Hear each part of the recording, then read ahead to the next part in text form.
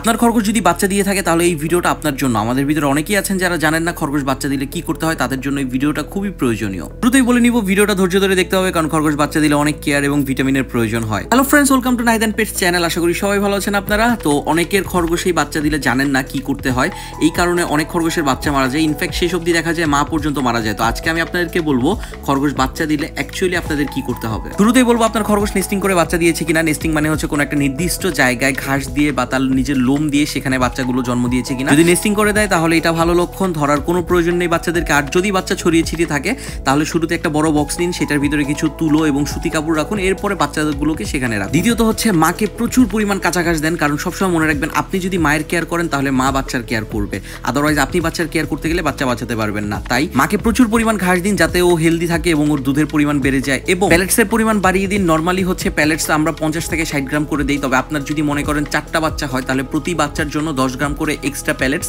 মাকে দিতে হবে। মনে করুন আপনার খরগোশকে আপনি প্রতিদিন 60 গ্রাম করে প্যালেটস দেন আর বাচ্চা হয়েছে 4টা, তার মানে হচ্ছে ওকে 100 গ্রাম প্যালেটস দিবেন, তবে ভুলক্রমে 100 গ্রামের বেশি দেওয়া যাবে না। এছাড়া দুটো ভিটামিন কন্টিনিউ করতে হবে যাতে মায়ের হেলথ ঠিক থাকে এবং বাচ্চারাও ঠিকমতো দুধ পায়। আপনারা এখন যেই মেডিসিনটা দেখতে পাচ্ছেন এটা হচ্ছে ওরাকল এস। আমরা আগে ক্যালপ্লেক্স ইউজ করতাম, বাট ওরাকল এসটা এখন যথেষ্ট ভালো।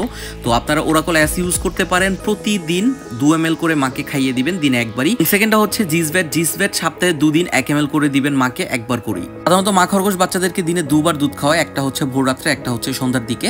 তো আপনার মা খরগোশের কাছে যদি বাচ্চা থাকে সেক্ষেত্রে ও নিজেই খাওয়াবে, তবে এই ক্ষেত্রে আপনার খেয়াল রাখতে হবে মা খরগোশের দুধটা আসতেছে কিনা। অনেক সময় আপনারা বলেন বাচ্চাদেরকে মা দুধ খাওয়াতে চায় না, এটা অ্যাকচুয়ালি মায়ের দোষ না। যতক্ষণ মায়ের দুধ না আসবে মা খরগোশ বাচ্চাদের কাছে যাবে না। আর একবার যদি মায়ের দুধ আসে মা খরগোশ নিজেই পাগল হয়ে যাবে বাচ্চাদেরকে খাওয়ানোর জন্য। যদি পসিবল হয় চেষ্টা করুন না ধরে খাওয়ানোর জন্যই মা খরগোশের দুধ আনার জন্য। এক্ষেত্রে আপনারা ঘাসের পরিমাণটা আরো বেশি বাড়িয়ে দিতে পারেন। আপনারা সকালে একবার এবং সন্ধ্যার পর একবার বাচ্চাগুলোকে হাতে ধরে চেক করবেন যে বাচ্চাদের পেট ফুলো কিনা। আপনারা ভিডিওতে এখন যেটা দেখতে পাচ্ছেন এটা হচ্ছে বাচ্চারা দুধ পেলে বাচ্চাদের এই অবস্থা হবে। আর যদি এর থেকে কম থাকে অর্থাৎ পেট কুচকানো থাকে তাহলে বাচ্চা ঠিকমতো দুধ পাচ্ছে না। এক্ষেত্রে আপনি একবার ট্রাই করতে পারেন মা খরগোশকে হচ্ছে শুইয়ে দিয়ে বাচ্চাগুলোকে একটু শক্ত করে মা খরগোশকে ধরে নেবেন, বাচ্চাগুলোকে মা খরগোশের পেটের উপর দিয়ে দিবেন। যদিও এই সিস্টেমটা আমরা সাপোর্ট করি না, তারপরেও হচ্ছে বাচ্চাগুলো বাঁচানোর জন্য কিছু করার নেই। তো শেষ কথা একটাই, আপনি মায়ের কেয়ার নিন এবং মা বাচ্চাদের কেয়ার নিবে। এই রুলসটা আপনি ফলো করলে আপনার বাচ্চারা বেঁচে যাবে এবং মাও হেলদি থাকবে।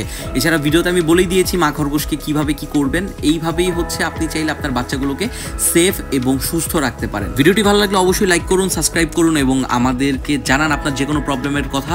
আপনারা চাইলে আমাদের ডিরেক্ট ফেসবুক পেজে নক করতে পারেন, ফেসবুক পেজে নক দিয়ে আপনারা ভেটেরিনারি হেল্প নিতে পারেন। দেখা হবে নতুন কোনো ভিডিওর সাথে। ভালো থাকুন ততদিন, আল্লাহ হাফেজ।